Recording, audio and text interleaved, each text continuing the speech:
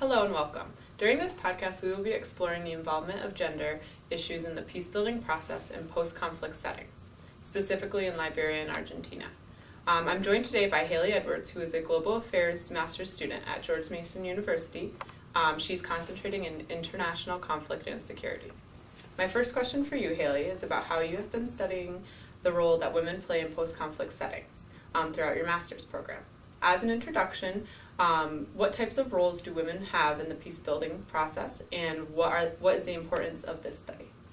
Great, and thank you. Conflict has gripped nations for thousands of years, resulting in numerous wars, deaths, and trauma. Significant resources have been set forth to address the root causes of these conflicts. However, many times the reconstruction and reconciliation efforts have failed, and this has created a pattern of reoccurring violence, cyclical violence. Over the last decade, gender equality has really become an important aspect of the peace-building strategy. For example, in 2000, the United Nations passed Security Council Resolution 1325. And this resolution focuses on the need to include women in every aspect of the peace process, from the grassroots level up to the national decision-making level. The research is really showing that women are involved a lot at the grassroots level right now, and that's being successful. However, they're facing obstacles that are difficult to overcome in getting involved at the national level. I think that it's really important for different groups of society, such as women and men, to be both involved in the peace-building process and negotiation process, because that creates a sense of buy-in, and it makes the whole of society as a whole move forward in a sustainable, peaceful way. And it's becoming ever more important that this aspect of gender equality in the strategy right after a war is leading to more sustainability in the peace process. Great. Can you talk about the reasons why you chose Liberia and Argentina as case studies for your research? Absolutely. I wanted to really focus on two totally different case studies, and the reason why I wanted to do this is I wanted to look at a conflict that had occurred a long time ago, one that had occurred more recently, that were in completely different areas of the world, that were being fought for different reasons.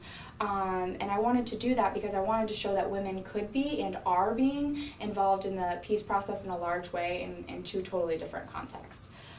And what I'd like to do now is I kind of would like to give you a little bit of background on each of the different cases before we go into some of the other parts of how the women played a role in these process. In Argentina specifically, in the 1970s, there was a brutal military dictatorship, and anybody that opposed this military dictatorship or was perceived to oppose the military dictatorship was abducted, tortured, and killed. Some estimates are saying that 30,000 people were abducted during this process, and what they refer to them as the disappeared because they're not quite sure what had happened to them. Most of these people were under the age of 35. And this is important because what I'd like to talk about is two women's groups that were involved immediately during the conflict and have been ever since. This is what kind of makes the Argentine story a little bit different and kind of neat, is that there were two groups, one of which was called the Madres de la Plaza de Mayo, and another group which was called the Abuelas de la Plaza de Mayo. Madres means mothers and abuelas means grandmothers. And they were the mothers that were looking for these disappeared, their children that were under the age of 35, and they wanted to know where they went. And they kind of formed on an ad hoc basis. They went to the police stations, to the Minister of Interior, and were asking these questions: where is my child, where is my child? And they started seeing that other women were there as well, and they were able to form this kind of group to counter the dictatorship. And we'll get into the tactics about how they did that. And then to move to Liberia and give a little bit of context there, over the last decade or so, they've been maintaining moving toward a more peaceful society after a 14-year-long civil war that left many dead, displaced, and traumatized.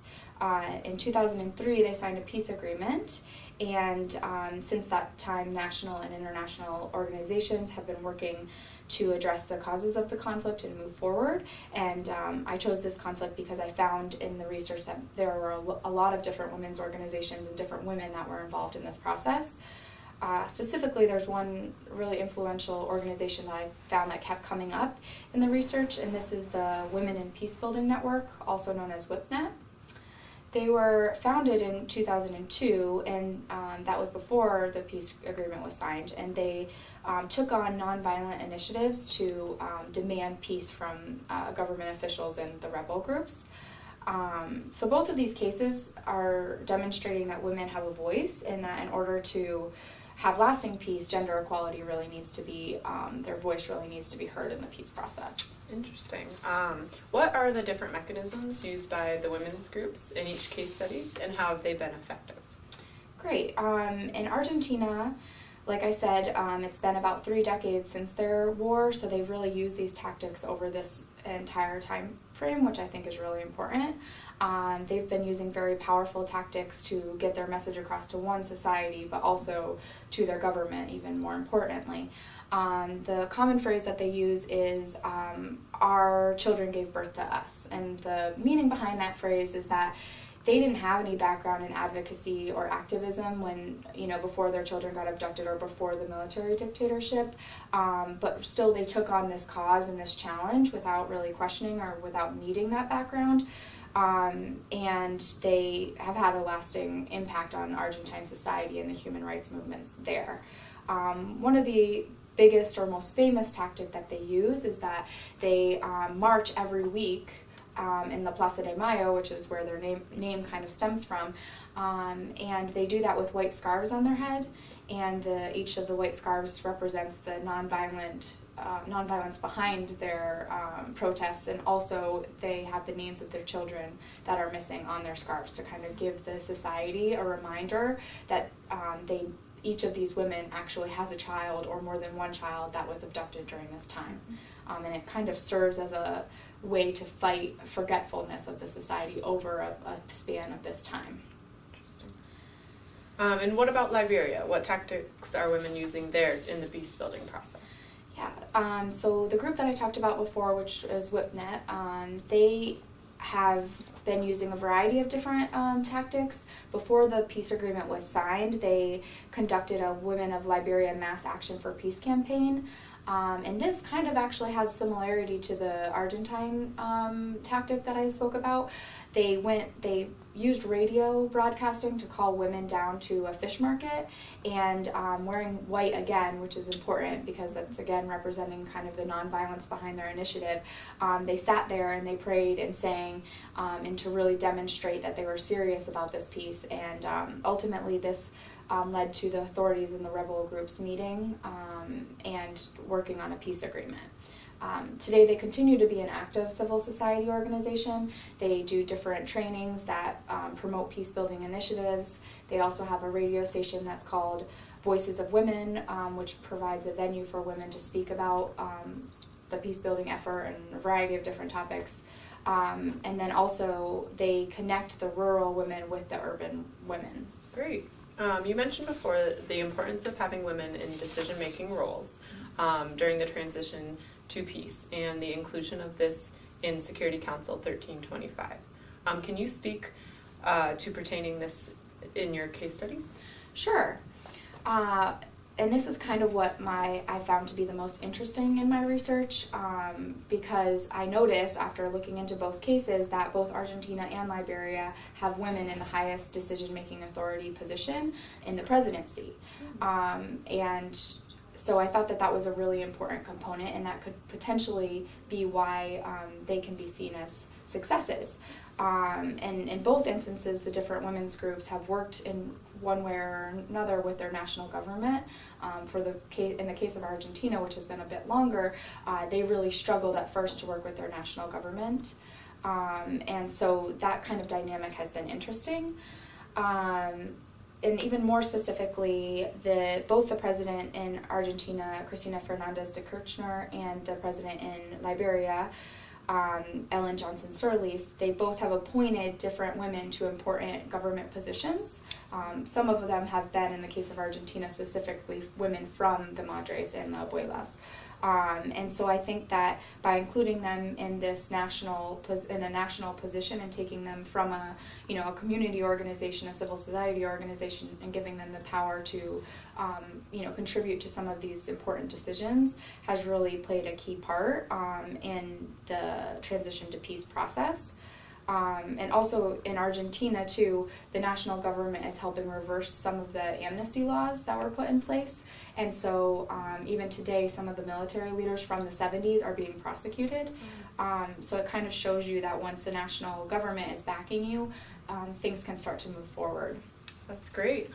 We'd like to extend a thank you to you, Haley, for your insights and research on Liberia and Argentina.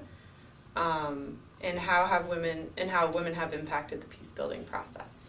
Great. Is there anything you'd like to add? Sure. Just to conclude and kind of wrap up this discussion, I think that there's been a significant amount of time in both of the case studies. So we've gotten to see that over the course of 30 years or 10 years in the case of Liberia, it's given us an opportunity to examine how the women actually were involved in these cases.